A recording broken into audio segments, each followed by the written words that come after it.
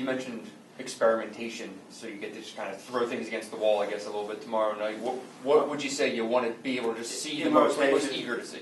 Rotations, combinations. I mean, what allowing us the early start of practice, allowing us to coach them in the summer, has allowed, this is a point now that, okay, everybody's had great opportunities. You really get a couple more opportunities here to, it's a lot about personnel decisions right now and what group fits together.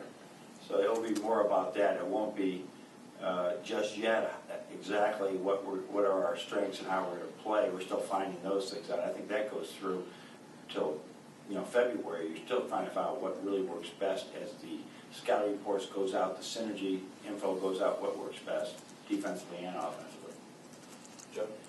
Coach, you get the feeling that with Mitch out early, that some of the other big men see this as an opportunity to really show what they can do and show I was just speaking with Mitch about that, as a matter of fact, today, because we have been able to see so much more time from some of our bigs.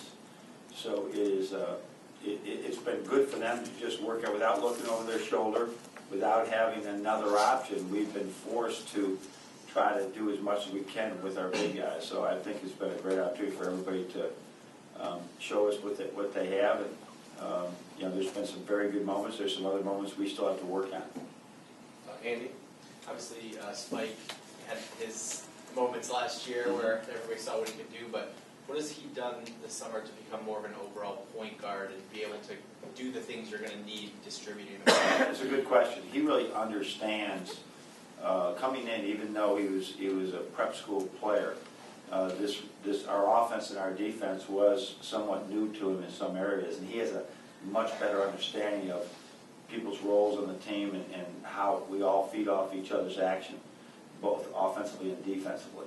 So that's what I like. I was just telling my staff just now at our practice meeting that I keep treating this like they're all brand new guys, but we got to remember last year we had 5 brand new guys we were bringing along.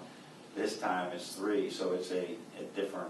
It's different. But he really has a better feel for the big picture of what's going on in the game than last year. He was just trying to remember what's this play versus that play.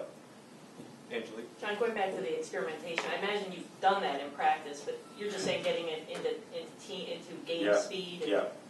Yeah. Just we're trying to put all combinations together. I think that the one way you can do is you can say, okay, this is what we're going to run, and we are just going to run these routes, and they're going to have to stop them.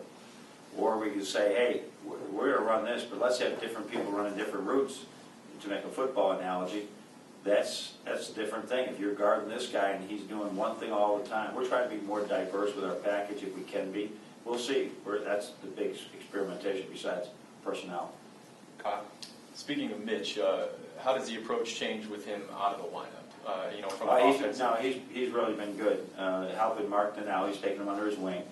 But just watching the game, I mean, we were going to do some interesting things with him down the stretch here as he's watching practice more and hopefully getting closer to being back in there, is have him just chart things in practice and just watch. How many times a big man really boxed out hard. How many good screens were set in this next 15 minutes? You tell us, and have him just look at those things as opposed to just aimlessly watch a practice. Because I think anything we help him grow while we still continue to recuperate, I think is positive. Joe?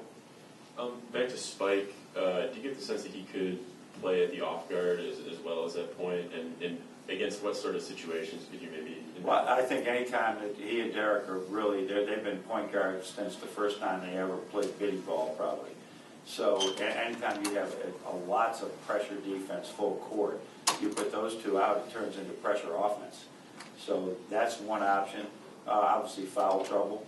But, that is one position right there that we can go a lot of different ways because Karras and Nix have pretty good handles.